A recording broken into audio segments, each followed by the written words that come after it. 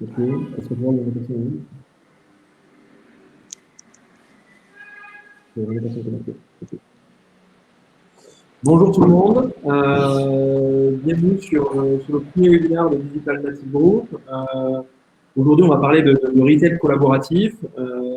Et donc, du coup, je vais vous partager là, notre petite présentation et après, je vous présenterai aussi, aussi Bastien. Alors, attendez 2 petites secondes.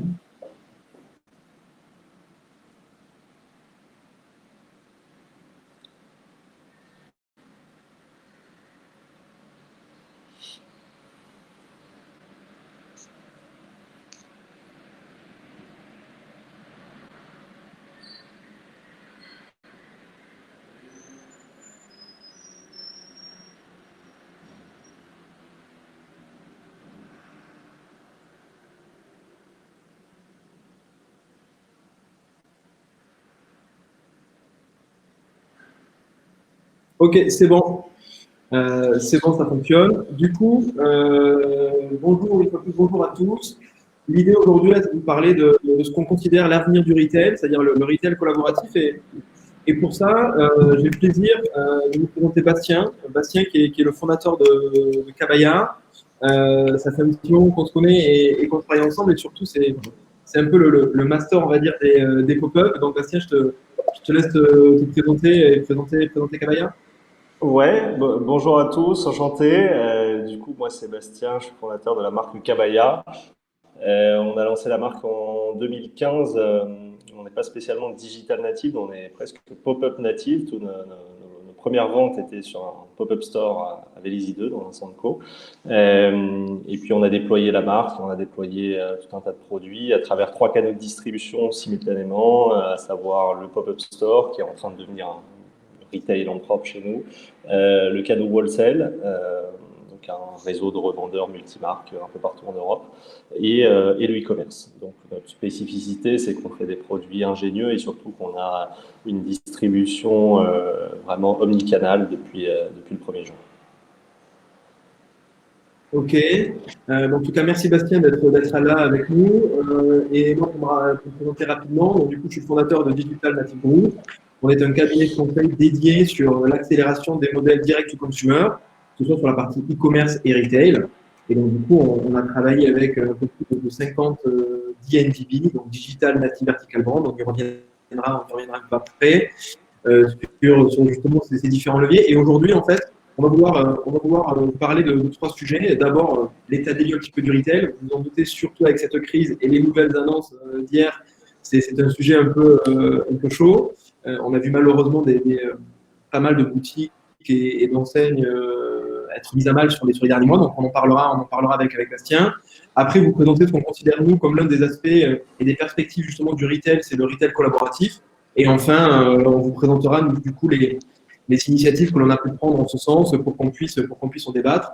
Bien évidemment, ce webinaire, il est aussi là pour qu'on puisse échanger et discuter. N'hésitez pas dans le chat à poser des questions et on pourra au fur et à mesure, Bastien ou moi, y répondre.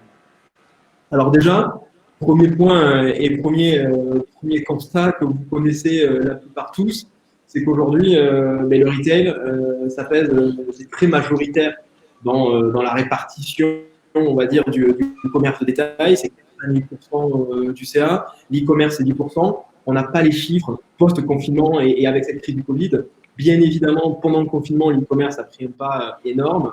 Post-confinement, je pense, en tout cas, tu me diras ce que tu en penses, Bastien, je pense que les chiffres, bien évidemment, sont plus avantageux pour le commerce. En revanche, on reste convaincu que le retail reste majoritaire par essence. Et donc, du coup, même avec ce confinement, même avec ce Covid, il y a forcément des opportunités et des choses à adapter parce qu'une majorité du business est là-dessus. Toi, aujourd'hui, par exemple, Bastien, c'est quoi ta répartition de chiffre d'affaires? Parce que tu fais partie justement de ces marques qui se sont très vite développées sur le pop-up, mais qui ont aussi du wholesale, qui ont un e-shop qui est très fort. Aujourd'hui, maintenant, avec plusieurs années de vie et une très belle croissance, c'est quoi vraiment ta répartition? Alors, pour le coup, nous, la répartition a vachement évolué depuis le démarrage de la boîte. Quand j'ai créé Kabaya, j'étais à 90% pop-up, parce que j'en avais qu'un. J'ai créé la marque sur un pop-up avec un petit parti e-commerce, et puis j'ai développé le wholesale en parallèle. Et puis, au fur et à mesure, j'ai vu les avantages, inconvénients de chacun des canaux, et puis j'ai commencé à, à revoir la répartition de chacun des canaux jusqu'à l'année dernière, dernier exercice, avant-dernier exercice comptable. On avait vraiment une répartition quasi parfaite entre les trois canaux, à savoir un tiers, un tiers, un tiers du chiffre entre pop-up, wholesale et e-commerce. Et là, cette année, nous on clôture au 30 juin, donc on a clôturé il y a 2 mois notre dernier exercice fiscal, et on était à 50% en e-commerce.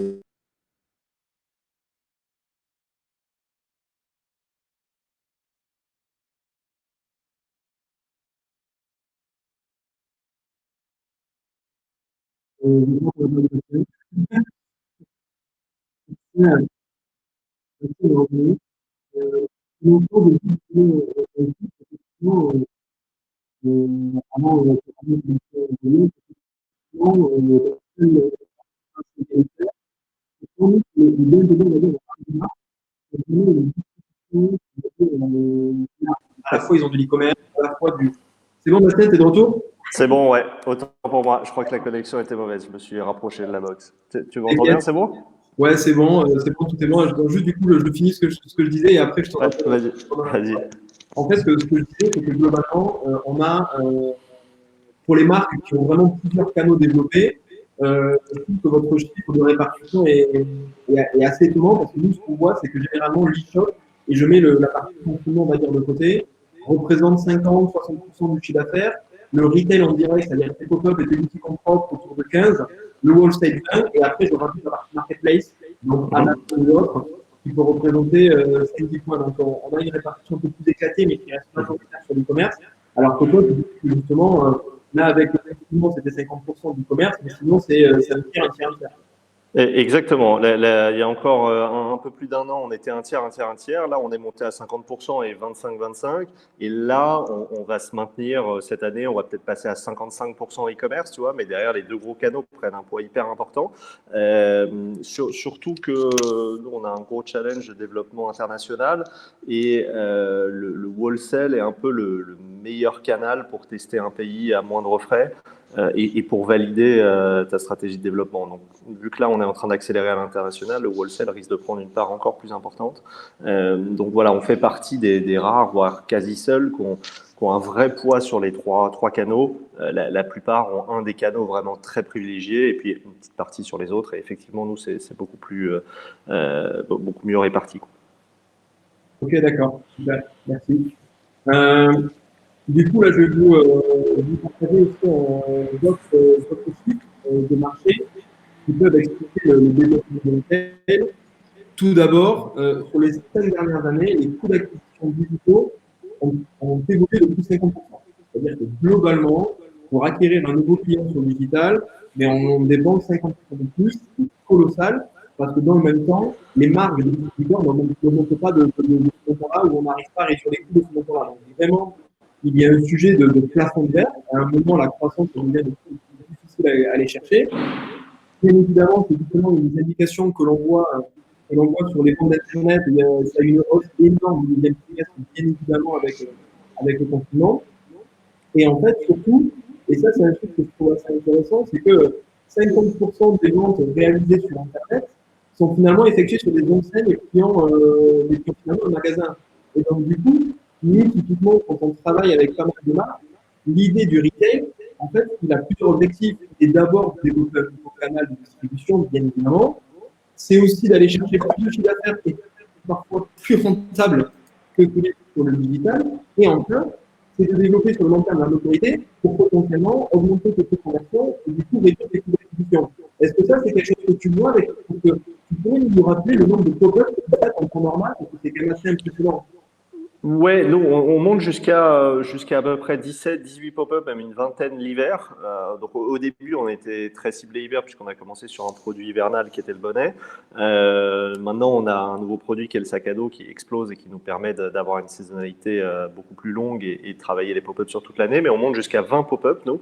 Et effectivement, nous, nos pop-up, on pas été vu comme un vrai canal de distribution au début. C'était vraiment un apporteur d'affaires et un driver de flux vers notre e-commerce au démarrage. Parce qu'au début, on a perdu pas mal d'argent sur les pop-up parce que bah, tu as les premiers tests sur les emplacements où tu te plantes, les centres qui vont pas, les emplacements qui vont pas, ton merch qui va pas, ton produit qui est pas adapté au physique, etc. Donc, tu as une petite phase d'adaptation. Et puis, au fur et à mesure, on a vu les pop-up commencer à prendre de l'ampleur chez nous parce qu'on a commencé à perfectionner un petit peu tout. Et ensuite, on est arrivé à un modèle où, en plus de driver du flux vers notre site, ça a commencé à nous faire gagner de l'argent et être un vrai canal de chiffres, de croissance et surtout de rentabilité. Ok, d'accord. Et du coup, aujourd'hui, comment tu arrives en fait à développer, on va dire, ton taux de conversion et ton coût d'acquisition avec ces pop-up? Est-ce que tu vois en ville, par exemple, quand tu as un pop-up sur une ville, une évolution sur la région? Ouais, bien sûr, on arrive. Alors, c'est assez dur à traquer de manière précise parce que, bien évidemment, quand on installe un pop-up dans une ville, on ne peut pas traquer tous les gens qui sont passés à côté du pop-up et qui ont converti sur le site le soir.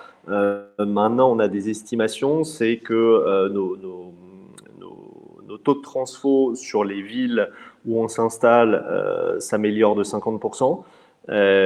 Donc, on va dire que dans une ville où tu n'as pas de pop-up, un taux de transfo à peu près classique autour de 2%. Quand tu installes un pop-up, ton taux de transfo dans cette ville s'améliore de 50%, donc passe plutôt autour de 3%.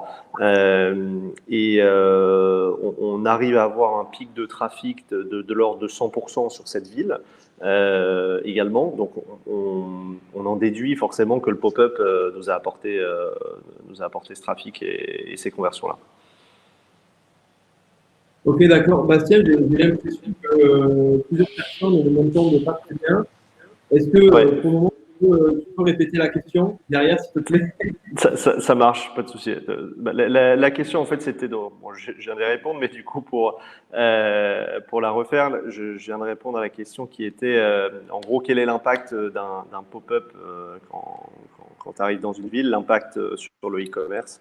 Et du coup, je répondais que ça avait un impact sur le taux de transformation et sur le trafic. Ok, merci. Euh, et derrière, du coup, globalement, on voulait juste faire un récap effectivement de ce que tu listais sur Bastien sur le développement retail pour les DMGB. Et globalement, généralement, ils vont avoir trois opportunités. Ils vont d'abord très souvent commencer par des pop-up, comme tu l'as très bien fait. Et on va voir que globalement, c'est très bien pour rencontrer la communauté, c'est super pour ton image.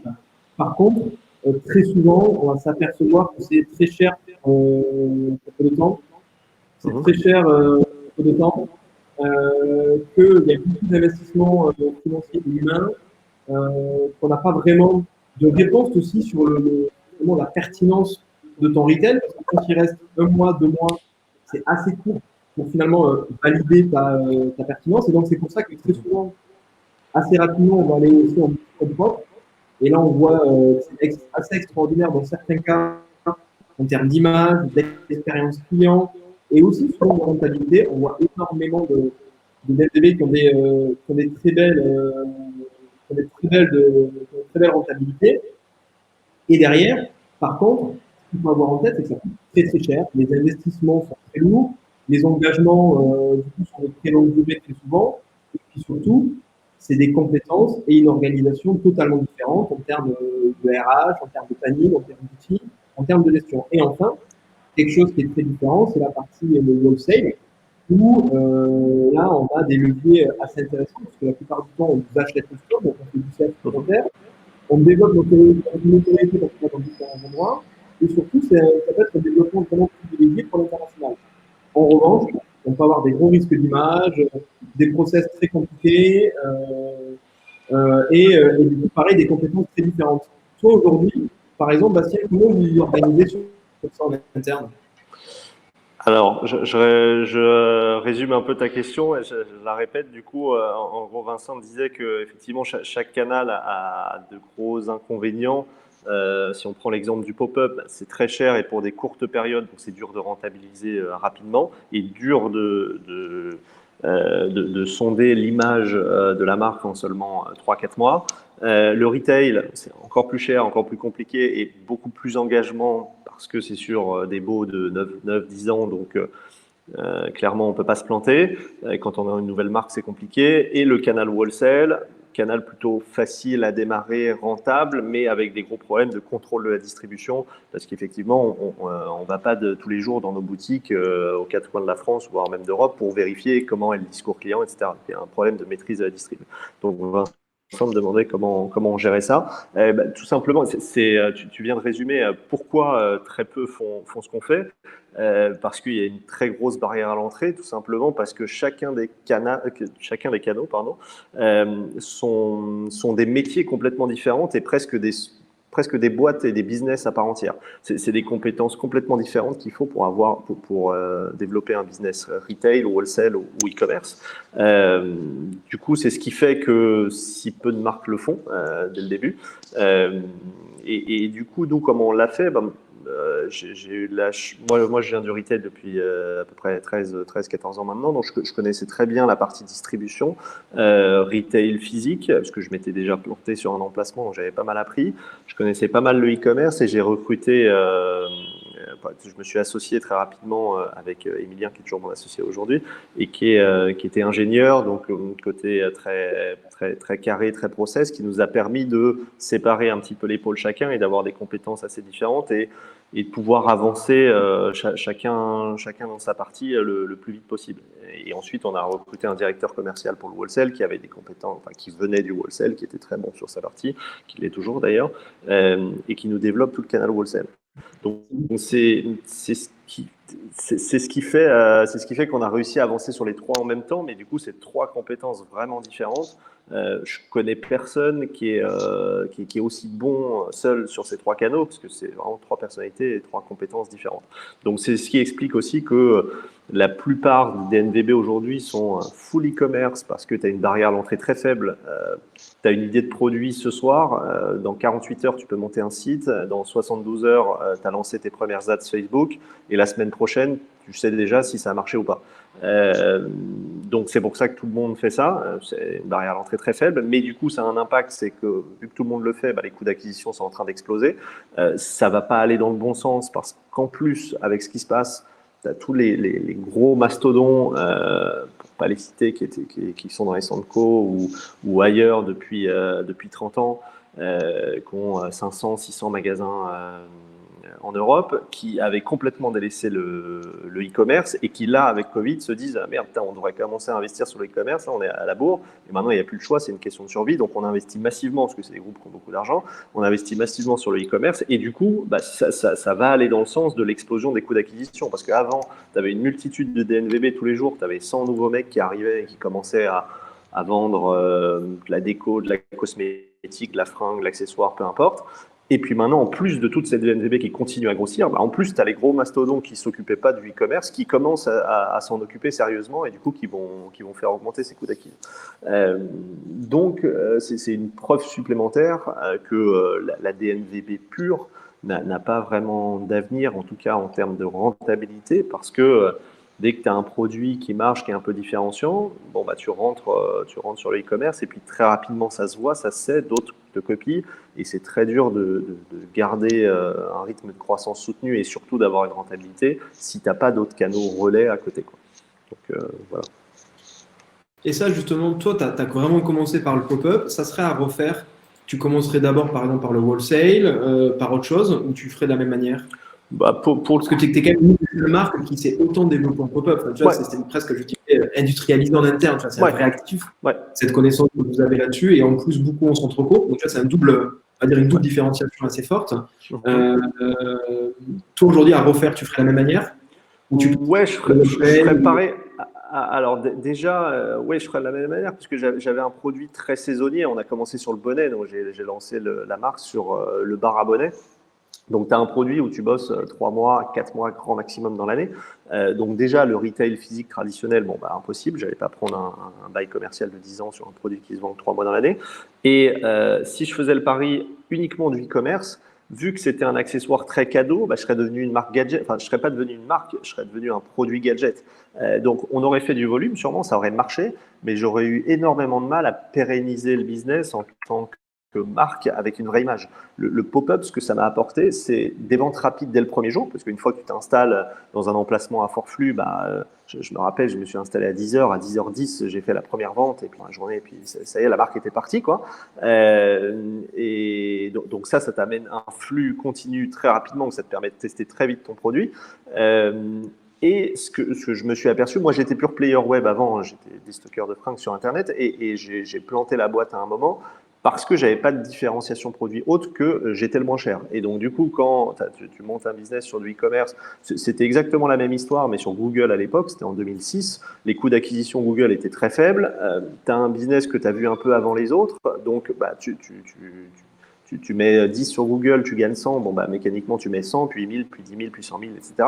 Et puis à un moment, bah, ça commence à se voir, tout le monde commence à faire la même chose, et puis tu t'aperçois que tes clients sont hyper volatiles et qu'en fait ils viennent chez toi que parce que tu es moins cher et pas parce qu'il y a quelque chose en plus. Donc très rapidement, bah, tu as la concurrence qui explose, tes coûts d'acquisition qui explosent, ton taux de transfo qui chute, ton taux de marge qui dégringole parce que la concurrence explose, et du coup tu te retrouves d'une boîte très rentable à une boîte pas rentable du tout, et avec une chute de chiffre d'affaires vertigineuse en 6 mois. Je me rappelle, j'étais passé vraiment en 6 mois de star du e-commerce dans la merde, vraiment. Donc, quand j'ai vu ça, je me suis dit, OK, plus jamais, je veux capitaliser sur une vraie image, une vraie communauté. Et du coup, pour ça, comment je fais? Sur le e-commerce, c'est très dur au début, surtout avec un produit que je sors où le concept, c'est un bonnet, 3 pompons servis dans un shaker. C'est dur d'expliquer l'histoire sur le e-commerce quand tu démarres ce genre de produit. Donc, ça aurait sûrement bien marché tout de suite en e-commerce, mais par contre, j'aurais pas pu pérenniser l'image. Donc, le pop-up m'a permis de pérenniser l'image. Et au début, je m'étais dit, je veux une distribution sélective, on va faire que du pop-up. Et puis très rapidement, en fait, je me suis aperçu que l'histoire se répétait un peu sur le pop-up également, parce qu'en fait, des bons emplacements, tu n'en as pas tant que ça en France. Donc, tu ne peux pas ouvrir 400 points de vente très rapidement. Enfin, tu peux, mais en tout cas, ils ne sont pas tous rentables, c'est sûr. Euh, et par contre, le nombre de marques qui va vouloir accéder au pop-up va exploser parce qu'effectivement, c'est hyper intéressant de pouvoir payer un loyer que pour 3 ou 4 mois. Donc, très vite, j'ai vu que le nombre de marques qui voulaient accéder au pop-up allait exploser, que le nombre de bons emplacements allait rester stable. Et du coup, pour équilibrer tout ça, bah, tu as une mécanique de prix, de régulation par le prix qui fait que bah, les prix ont explosé. Et du coup, ça permet de sélectionner un petit peu. Donc, quand je me suis dit distribution sélective que pop-up, bon, bah, avec cette analyse, j'ai dit ok, bah, laisse tomber, ça ne marchera pas parce qu'on ne pourra pas aller plus loin qu'une vingtaine de pop-up en France. Pas parce qu'on n'a pas la capacité de le faire ou de l'industrialiser, mais parce que j'ai pas ciblé plus d'une vingtaine de très bons emplacements en France pour nous. Mais par contre, le truc intéressant que j'ai vu avec les pop-up, c'est mon e-commerce. Au début, j'ai pas mis un seul euro chez Google ni Facebook. J'étais un peu vacciné avec ma première expérience. Je voulais plus rien donner à Google. Et malgré ça, sur une marque, en plus, moi avant je revendais je revendais des marques, donc je bénéficiais du trafic sur Google quand tu tapais le nom de la marque. Là, je crée une marque à l'époque que personne ne connaît. Donc, si tu fais pas d'acquisition, tu n'achètes pas de trafic, tu n'as aucune chance d'avoir ne serait-ce qu'une seule vente. Sauf que là, je faisais entre 5 et 10 ventes par jour sur une marque que personne ne connaissait à part moi, que je venais de monter 10 jours avant, sur lequel je dépensais pas un euro. Et du coup, mécaniquement, je me dis, bah, ces ventes, elles viennent d'où? C'est les gens qui sont dans le centre, qui passent devant. Il y a trop de monde, c'est pas le moment, ils veulent le faire plus tard, et ils achètent le soir sur le e-commerce. Donc là, mécaniquement, je me suis dit, ok, bah, mon pop-up, ça va être mon panneau de pub. Plutôt que de dépenser mon argent chez Google ou Facebook, je vais le dépenser en loyer. En plus, ça va être très dur. Donc c'est top, ça va mettre une grosse barrière à l'entrée. Tout le monde ne va pas faire ça demain, parce que avoir la vie que j'ai eue pendant quelques années, je pense que personne ne la veut. Donc ça m'a rassuré. Et ça va surtout me créer un modèle gagnant de trafic gratuit vers mon site. Parce que acheter de plus en plus de trafic sur Facebook, on le sait, on le voit, tu le disais, les coûts d'acquisition vont exploser, donc à un moment, c'est plus rentable. Et là, du coup, j'avais du trafic gratuit et organique qui arrivait. Donc j'ai ce modèle qui est arrivé. Et puis malgré ça, il fallait que je booste un peu la croissance et surtout que je reste rentable. Et le wholesale m'a permis de faire ça. Le wholesale est un canal qui te permet d'être rentable assez facilement et rapidement. Par contre, le gros désavantage du wholesale, c'est le contrôle de la distribution compliqué. tu sais pas où t'es mis tous les jours, et du coup, ton image est un peu dure à cadrer. Et justement, tu vois, Bastien, on a une question là-dessus où c'est presque un petit peu l'inverse que ce que tu disais. On a une question d'Yvonne qui dit l'objectif est-il d'acquérir online pour ensuite fidéliser offline via l'expérience et le conseil vendeur? Bah, Alors nous, que on toi, a là, du coup, commencé l'inverse. toi, tu as commencé l'inverse. Ouais. On a commencé complètement l'inverse, c'était acquérir offline sur les pop-up pour driver du trafic sur le e-commerce et mieux transformer sur le e-commerce. Aujourd'hui, Et aujourd'hui, comme les deux sont à maturité, on travaille vraiment les deux. Si tu veux, aujourd'hui, ce qui a vraiment changé dans le retail ces dernières années, c'est que la barrière entre réel et virtuel, elle a complètement disparu. Un client, il doit absolument pouvoir retrouver ton produit. Alors, bien évidemment, même prix, dans les mêmes conditions, les mêmes coloris, etc.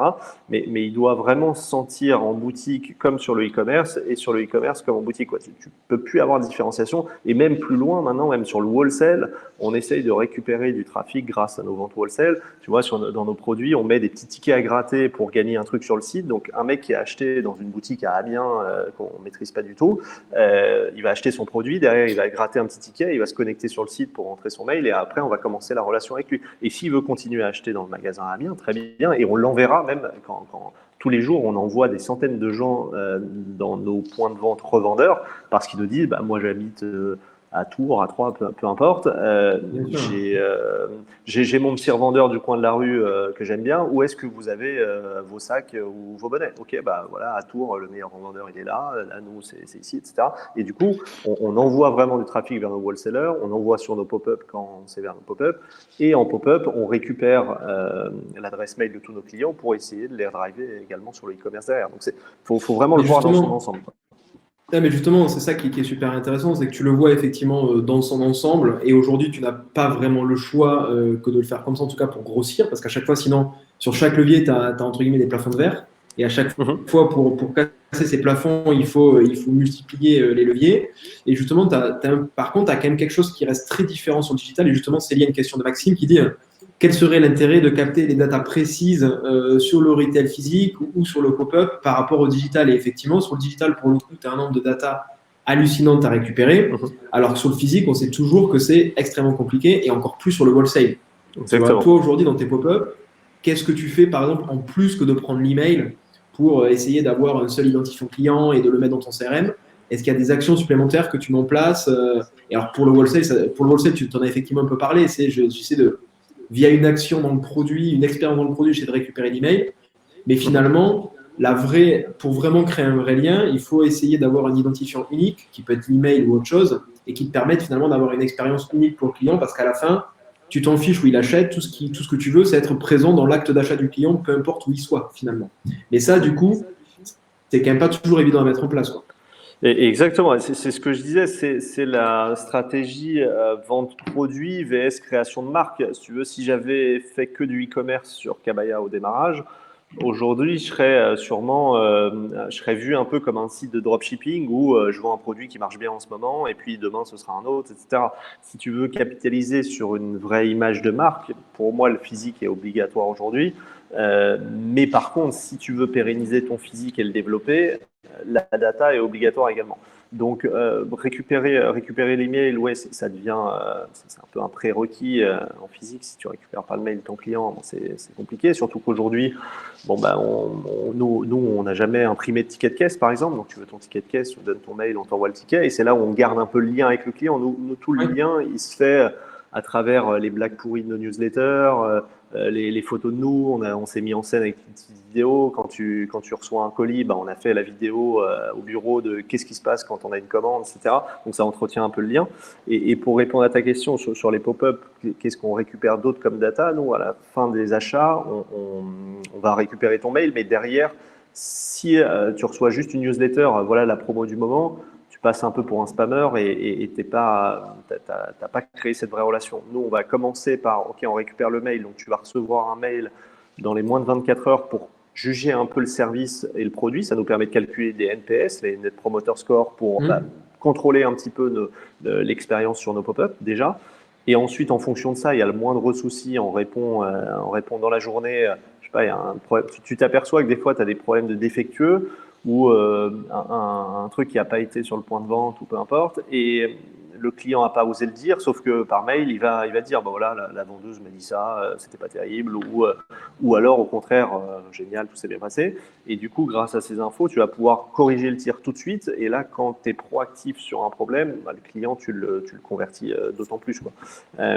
Et derrière, une fois qu'il a répondu à ce questionnaire NPS, derrière, tu peux le cibler un petit peu différemment et s'il y a une mauvaise expérience, bah déjà tu vas régler ce problème très rapidement. S'il y a une bonne expérience, il bascule dans le CRM et derrière, tu as tout un processus d'onboarding un petit peu où bah, une semaine après, tu vas recevoir sa petite newsletter de bienvenue, ta petite vidéo de l'équipe, etc. et qui va te donner envie soit de retourner sur un pop-up, soit de commander sur Internet. Ça, c'est à toi de choisir en fonction de ce que tu préfères. Mais au moins, tu as un nouveau… Oui, mais c'est exactement ça en fait. C'est-à-dire qu'en fait, tu as mis des automations, que tu sois un client digital ou un client physique, on te fait rentrer dans l'expérience de la marque de la même manière. Exactement. Et on ne te considère pas comme client physique ou comme client digital, on te considère juste comme client Kabaya et on te fait découvrir l'expérience intégrale. Donc, c'est ça, ouais, super intéressant. Exactement. Super intéressant. Et justement, en fait, nous, en force de travailler avec des marques, justement, mais comme toi, Bastien, et effectivement, où on voit que globalement, le process, il est souvent, on fait du pop-up, on commence à faire des boutiques en propre, on fait du wholesale, on s'aperçoit qu'il y a quand même beaucoup de freins. Et justement, toi, tu as participé à plusieurs de nos expériences et c'est super que tu sois venu pour en parler. Et effectivement, nous, on s'est dit, la plupart de ces marques, la plupart des marques digitales et même plus largement des marques veulent aller dans le retail et donc du coup, il faut les aider à se développer.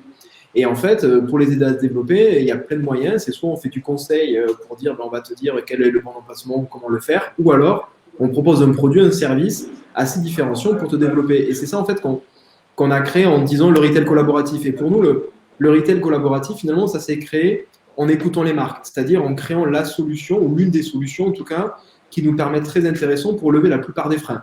Tout d'abord, c'est une solution qui est clé en main, c'est-à-dire que tu arrives et tu as déjà une architecture qui est faite, qui est mise, tu as un branding et toute la gestion opérationnelle est gérée par nous. C'est-à-dire que tu n'as pas de vendeur à recruter, tu n'as pas de mobilier à acheter, tu as juste à mettre à disposition le stock et après bénéficier du trafic des différentes marques. Donc déjà, c'est plus facile, tu n'as pas ces frais opérationnels. Le deuxième, c'est que c'est un flexible, c'est-à-dire qu'on n'est pas sur un engagement de taille.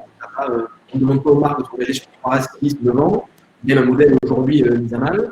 On n'a pas de frais cachés, des frais de marketing annuels en pourcentage de CA, des pourcentages des frais de nettoyage, X ou Y, vitrine, je ne sais pas. Enfin, on a globalement pas de frais cachés et assez flexible, puisque finalement, les marques, aujourd'hui, on en parle après, mais peuvent entrer et sortir assez facilement.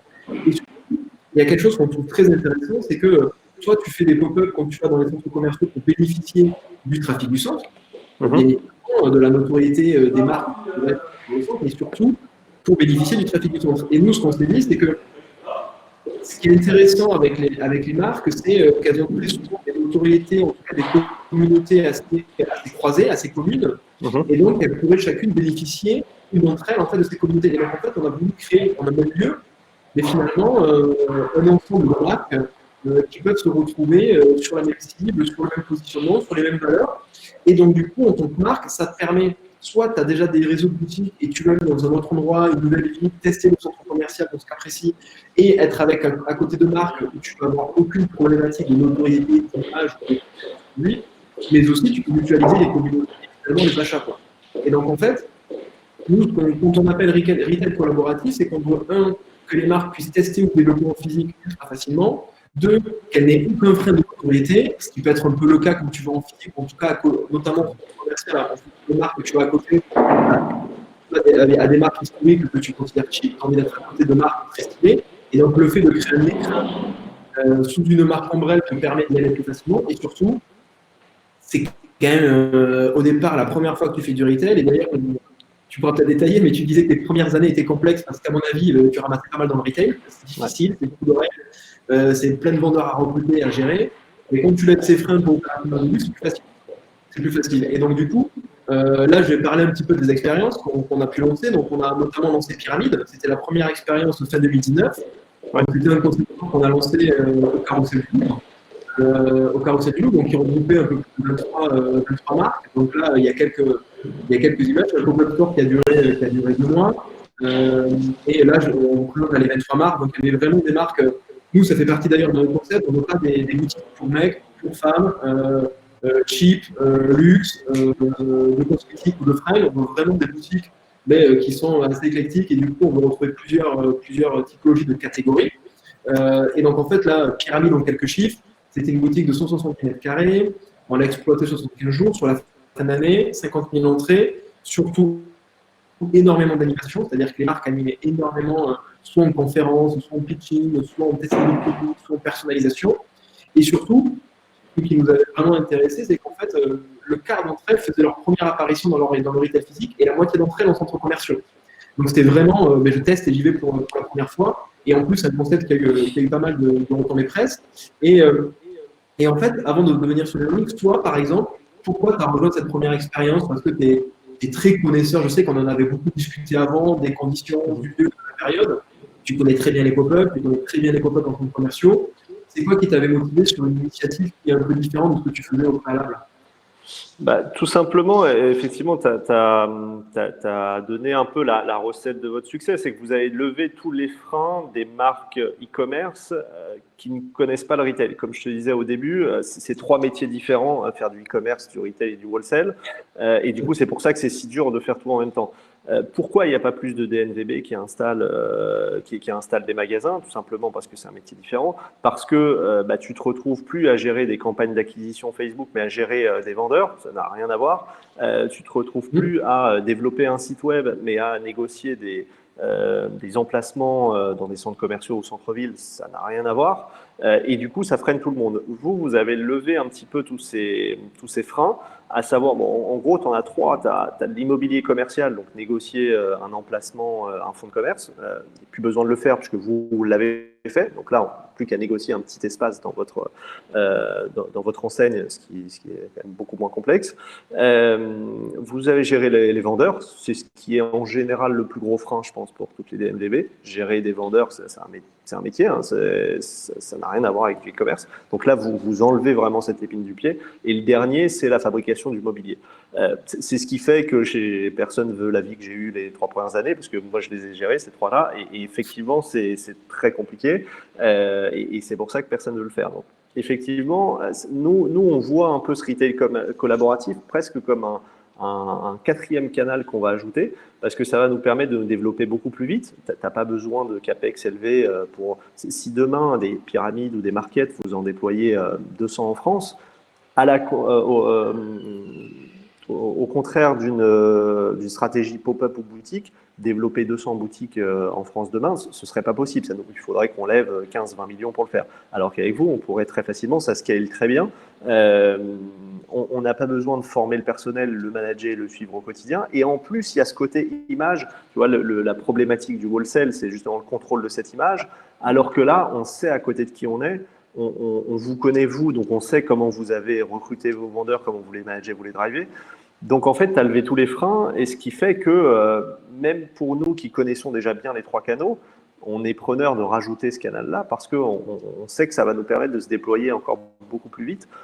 Si demain, vous avez plusieurs événements en même temps comme ça, pour nous, c'est très simple. On a juste à vous envoyer les produits. Il y a la petite formation du départ, on vous envoie les produits, et puis après on n'a plus qu'à faire du suivi. Donc c'est ça qui nous a séduit, quoi. C'est un nouveau relais de croissance, un relais rentable parce que on enlève les loyers exorbitants, on enlève le coût du personnel et on enlève le coût du mobilier à amortir. Et en plus, un développement scalable si les résultats sont là. Donc voilà pourquoi on a été séduit, quoi. Et je rajouterai un point, en tout cas, merci en tout cas pour toutes les explications, et je rajouterai un point qui avait été beaucoup levé par les marques, c'était la partie juridique. C'est-à-dire, j'ai jamais fait d'immobilier, je me prends un bail qui fait 150 pages, je comprends rien, ça me fait super flipper, je dois l'envoyer à mon avocat qui va me mettre 5 ou 6 000 euros juste pour lire le bail. Alors que nous, en fait, on l'a vraiment simplifié, c'est-à-dire que nous, on a un bail avec bien évidemment les bailleurs, les foncières par exemple, mais derrière, on a avec les marques un contrat de prestation qui fait 5-6 pages, où là, pour le coup, c'est un contrat très facile où il y a quelques lignes de conditions. Et ça, je pense que ça a vraiment aussi rassuré beaucoup de marques de se dire je peux sortir assez facilement, je comprends tout le contrat, j'ai pas besoin d'un avocat pour le comprendre. Et en fait, c'est vraiment ça, comme tu disais, c'est nous notre focus, ça a été on doit vendre de la performance, on doit lever les freins. Au moins, on doit lever les freins et être bon opérationnellement et vous accompagner. Tu vois, et ça déjà, c'est effectivement la partie juridique, c'est quand même un gros poids. Parce que nous, pour le coup, on signe les baux avec les foncières, c'est quand même un sacré poids. Donc, je te l'accorde. Et puis, vous avez adapté un petit peu le monde virtuel sur le physique, c'est-à-dire que dans le monde virtuel, on s'installe très vite, on teste, et puis si ça ne marche pas, on se barre. Là, c'est pour ça que les DNVB ne vont pas en physique. Là, vous avez adapté ce modèle justement sur le physique. Bah voilà, tu as juste à nous envoyer des produits, on fait un petit test, 2, 3, 4 mois, ça ne marche pas, bon, bah, c'est fini. Tu n'as pas pris un risque monumental. Donc, tu as préservé ton image, tu as fait un nouveau test, et tu as une probabilité pour que ça se développe très vite. Et au pire, ça ne marche pas, bon, tu n'as pas planté la boîte, tu recommences, tu refais un nouveau test, un nouveau produit, etc. Donc, c'est surtout ça qui va servir. Ça peut faire très, très, très, très mal. 3-6. Et effectivement, c'est du mobilier à amortir, et puis tu ne peux pas sortir avant 3 ans, tu as un droit d'entrée, etc. Donc, et effectivement, les baux commerciaux sont un peu complexes à comprendre, à négocier.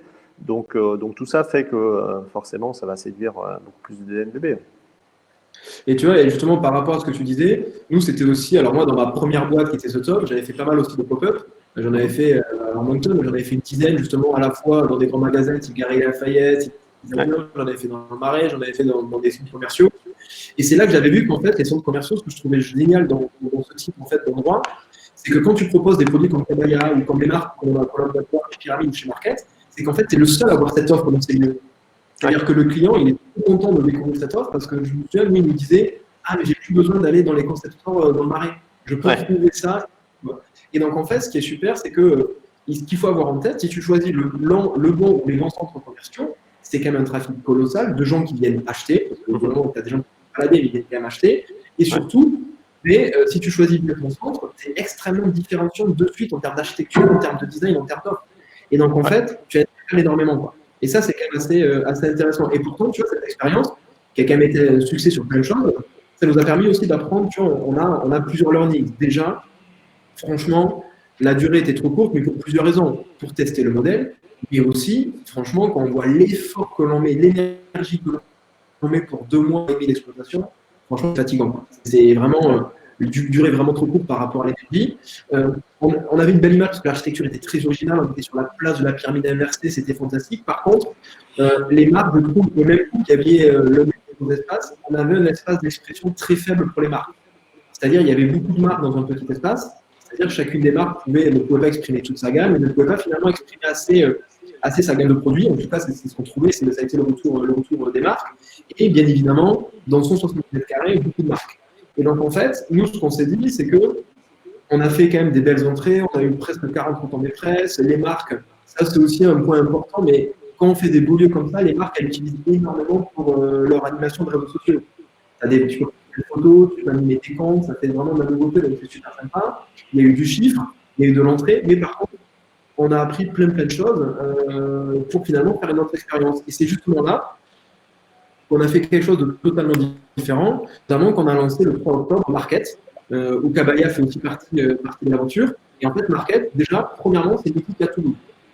Ça peut paraître tout bête, mais en fait, le fait d'être à Toulouse, beaucoup de marques parisiennes pensent que c'est facile de faire son concept store à Paris parce qu'elles sont en côté et qu'elles ont les équipes. C'est certes plus facile qu'en province, mais c'est pas non plus si facile. Alors que là, dès que tu vas en province, il y a quelque chose de plus compliqué. Mes équipes, je ne peux pas les envoyer tout le temps, j'ai pas le moins de contrôle sur les stocks, sur le cash, sur la caisse, sur plein de choses. Donc déjà, on a voulu permettre à plein de marques d'aller en province. Et surtout, aucune des marques, ou presque, dans le présent chez Market, n'a de boutique à Toulouse. Donc, tu as vraiment, tu vois, un côté différenciant. Et surtout, en fait, on a voulu faire un peu, finalement, mettre en place tous les learnings de pyramide. C'est-à-dire qu'on est passé d'une boutique de 170 m² à 300 m². On est passé de 23 marques à une dizaine de marques. Et donc, chacune des marques va avoir entre 12 et 20 m². C'est-à-dire que tu es presque dans une configuration où tu avais ta propre boutique. Et donc là, on a vraiment voulu faire quelque chose de beaucoup plus grand, avec pareil, une architecture différenciante, où on retrouve vraiment des éléments où on peut se prendre en photo, on a une expression, on a des de détente, et surtout les marques, sont vraiment mis en avant, et les produits aussi. Donc, on a gardé le même concept que Pyramide, c'est-à-dire qu'on a des marques de catégories très différenciantes. On a Blissim, Ex-Birjot, Merci Andy, on a Kabaya, Fago, Les Miraculeux, Dini, sur des sexe, My Jolie Candle, etc. Et donc, en fait, une fois plus, on voit qu'on a du complément alimentaire, de la beauté, de la fringue, de l'accessoire, de la food, de la bougie. On peut vraiment aller sur des choses très différentes. Et, et ça, c'est quelques chiffres, mais pour vous dire un petit peu l'intérêt que l'on peut avoir d'aller dans ce type de lieu, c'est qu'aujourd'hui, ce lieu, on l'a pendant presque 2 ans. Donc, on ne va vraiment pas juste bénéficier de la période d'ouverture des fêtes de fin d'année, on va vraiment pouvoir voir ce que ça donne en période faible. On est quand même entouré de marques à fort trafic, on a Mac, on a Zara, on a la Fnac, on a l'Occitane. Donc, plein de marques nous répondent: ah, mais moi, j'aimerais bien être à côté de Fondoro, d'Apple, de Nespresso. Clairement, ça serait peut-être fantastique, mais nous, ce qu'on veut, c'est du trafic. C'est-à-dire qu'on veut faire une boutique business. Franchement, Pyramide, certaines marques ont fait du business, toutes les marques ont fait pas mal de notoriété, mais toutes n'ont pas fonctionné. Là, on voulait vraiment faire une boutique business. Et pourtant, on a globalement une période, on va dire, qui n'est pas facile.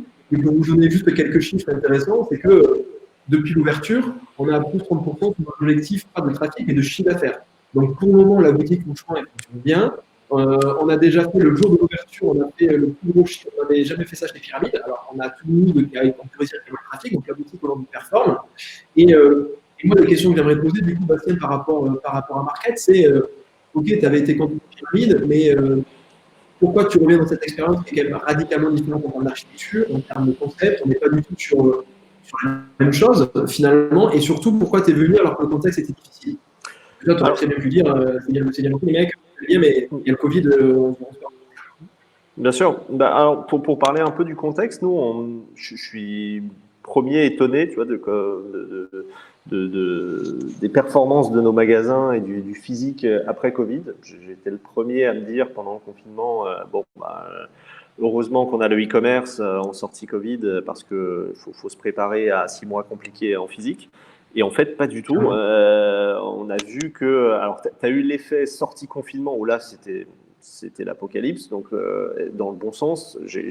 Toutes les enseignes que j'ai côtoyées m'ont dit les premières semaines, c'était Noël, quoi. C'était des chiffres de Noël, c'était hallucinant en plein mois de mai. Bon, après, je me suis dit, bon, ça va peut-être durer 15 jours, mais après, ça va s'effondrer. Ça a vachement bien tenu sur l'été. Nous, on a fait des super performances cet été sur nos pop-up et en wholesale par rapport à N-1. Donc ça s'explique par rapport à un nouveau sac qui est arrivé et qui cartonne vraiment. Mais les chiffres ont été bien meilleurs en physique que ceux auxquels je m'attendais. Et puis, du coup, vu l'environnement qui au final était bien meilleur que prévu et le concept, comme je te disais, où vous levez tous les freins et où la barrière à l'entrée est hyper faible, si tu veux, le risque, il est un loyer fixe assez faible qui est vite rentabilisable pour nous. Donc, je me suis dit, au pire, pardon, ça a coupé. Attention, ne me dis pas trop ça. Là, je dis pas trop ça. Non, mais je veux dire assez vite rentabilisable. En plus, on avait eu l'expérience de Pyramide l'année dernière, donc on savait les chiffres qu'on avait fait l'année dernière. Je connais le centre où est Market aujourd'hui à Toulouse-la-Beige. On l'avait déjà fait en pop-up en propre, donc je savais que ça allait performer. La question, c'était à quel niveau ça allait performer. Bon, on est plutôt très content du démarrage également, mais effectivement, le risque, c'était juste, on a fait un coup pour rien, au pire. Mais c'est peu de temps. On a contractualisé et finalisé ensemble assez rapidement. C'est peu d'énergie pendant l'exploitation parce que j'ai personne au bureau qui est mobilisé sur le projet. C'est juste en interne, j'ai une personne qui suit, mais personne n'est mobilisé que là-dessus. C'est une nouvelle vitrine, une nouvelle image avec des marques cool. Donc pour nous, c'était un risque très limité et que du plus. Donc le pire scénario, on envisage un reconfinement, une catastrophe économique, ce que tu veux. Par rapport à l'investissement temps et l'investissement financier, c'était un risque qu'on était prêt à prendre. Donc on l'a pris, on est content de l'avoir pris, parce que ça se passe très bien pour l'instant. Et justement, j'aurais une question aussi sur la partie organisation. Je me souviens, d'ailleurs, tu as ton directeur retail qui est venu la semaine dernière dans la boutique, justement, ce qu'il en pensait. Et si je me souviens bien, il a fait un retour aux équipes que je trouvais super intéressant, qui était de dire, ce qui est super avec vous, et c'était le cas chez Pyramide, c'est qu'en termes d'organisation et d'opération, on est tenu au courant, c'est carré, alors qu'il y a beaucoup de compétiteurs où c'est pas le cas. Ouais. En quoi tu trouves ça différenciant, enfin, là-dessus, qu'est-ce que tu trouves? Parce qu'effectivement, nous, ça nous paraît évident de se dire qu'au moins, il faut nous donner une organisation, des process, de la communication. Toi, comment tu le ressens par rapport à tous les pop-up ou toutes les opérations que tu as pu faire? Bah, effectivement, comme tu disais, enfin, comme je te disais juste avant, pourquoi on a voulu vous suivre sur Market aujourd'hui? Parce qu'on savait qu'il y avait un faible investissement financier, mais un faible investissement temps. Parce que des concepts comme ça, bon, il y en a plein. On en a testé d'autres, on en a fait d'autres. Et des fois, ok, le risque financier n'est pas hyper important. Par contre, en temps, enfin, il faut qu'on ait des vrais pros en face et qui connaissent vraiment le retail. Si tu as, des mecs qui sont en pur e-commerce et qui connaissent pas le retail, bon, bah, ils vont pas savoir gérer des stocks, gérer les réserves, gérer les vendeurs. Tu as plein de problèmes, pas de suivi de stock. Et du coup, si nous, ça nous prend beaucoup de temps, bon, bah, autant faire notre propre pop-up. Si on opte pour cette solution, c'est pour gagner beaucoup de temps. Donc, si nous, derrière, on doit aller sur le point de vente tous les jours pour gérer s'il n'y a pas de vol, gérer les stocks, gérer les vendeurs, aucun intérêt. On fait pas ce genre d'OP. Et vous, ce qui est bien, c'est qu'on a un suivi en temps réel, enfin pas en temps réel, mais un suivi régulier des stocks et des chiffres. Du coup, on sait quand il faut vous approvisionner, on a des contacts précis dans la boutique, on a affaire à des vrais experts et du coup, ça nous fait gagner beaucoup de temps et ça nous soulage. Et du coup, on sait que Market, ça tourne, il y a juste à suivre les réapprovisionnements, à envoyer une fois de temps en temps un réassort en fonction des besoins et puis voilà. Mais ça nous fait gagner beaucoup de temps et c'est ça qui est hyper important. Si tu as affaire à des équipes où effectivement tu dois faire un peu le boulot en doublon, là pour le coup, autant faire ton propre pop-up et le gérer, c'est beaucoup mieux. Et du coup, on a une question d'Annelise, et j'aimerais que ce soit toi qui y réponde, et moi, si tu veux, après que je complète, je trouve que c'est intéressant que ça vienne plutôt de toi. Elle me pose la question, comment se distingue votre concept retail, donc pyramide market, par rapport à un concept store classique, donc voici des Flux, par exemple, Merci à Paris, ou les grands magasins comme Galeries Lafayette, Marché, qui ont aussi des espaces créateurs et des contrats assez flexibles. Comment tu vois, toi, la différence? Alors, il y a deux choses. J'espère qu'il n'y a personne des Galeries Lafayette qui est sur ce webinaire. Première chose, c'est la qualité des vendeurs. Quand on est galerie au printemps, etc., on n'a pas nos propres vendeurs, ou des fois on a nos propres vendeurs, mais c'est des démonstrateurs et du coup qui vont rester 15 heures dans la semaine. Et du coup, tu sens que c'est un autre, c'est un monde, c'est le monde d'il y a 20 ans. Et du coup, ces mastodons fonctionnent comme le monde d'il y a 20 ans, sauf qu'on n'est plus dans le monde d'il y a 20 ans, tout va beaucoup plus vite, tout doit être beaucoup plus flexible, et ils ne sont pas adaptés du tout. Tu vois, je vais pas le citer, mais un très grand magasin, ils ne sont même pas encore au fichier Excel. On est au papier-crayon, et encore, le crayon est déjà assez avant-gardiste. Du coup, pour suivre des stocks, des ventes, c'est des heures et des heures pour juste savoir combien on a vendu de bonnets hier, quoi. Et en général, on n'a pas la réponse. Et on le sait, une fois qu'il n'y a plus de stock, tous les rayons sont vides. Bon, bah, avec 2 semaines de retard. Ah, au fait, ça fait 2 semaines qu'il n'y a plus de chiffres. Ouais, c'est normal, il n'y a plus de produits. Il faudrait qu'on réassorte. Donc, c'est ce que je t'expliquais tout à l'heure. Si tu n'as pas affaire à des gens vraiment, vraiment compétents sur le sujet, c'est compliqué. Et c'est pas qu'ils sont pas compétents, les grands magasins, mais c'est juste qu'ils n'ont pas adapté leur modèle aux marques d'aujourd'hui. On a besoin d'aller beaucoup plus vite, d'être beaucoup plus agile. Après, en termes d'univers, en général, là, chez Market, on a un vrai corner, comme tu disais, en 15-20 mètres carrés, ce que tu n'as que très rarement dans un très grand magasin, à part une très grosse marque, mais qu'on n'est pas. Du coup, aujourd'hui, quand on est présent dans des grands magasins, on a peu de linéaire. On n'a pas autant de linéaire que vous avez chez Market. Après, en termes d'environnement de marque, pareil, les grands magasins, l'environnement de marque, alors c'est autre chose, ça peut être prestigieux parce que tu peux être à côté de grandes marques, mais au final, aujourd'hui, on veut surtout être à côté de marques hyper dynamiques, agiles pour qu'on soit ciblé comme tel. Donc, dans un magasin comme le vôtre, comme tu disais, vous, votre but, c'est pas d'attirer Nespresso ou Lacoste ou Sandro, c'est justement de faire découvrir des nouvelles marques. Et du coup, le fait d'être à côté de ces nouvelles marques, mais qui sont quand même business, ça nous permet d'être en fait dans le bon univers, quoi, tout simplement. Et dans les grands magasins, ils n'ont pas encore trop ce réflexe nouvel univers, quoi. C'est assez old school. Et du coup, c'est bien en termes de prestige, mais en termes de business, c'est compliqué de faire du volume et de le suivre.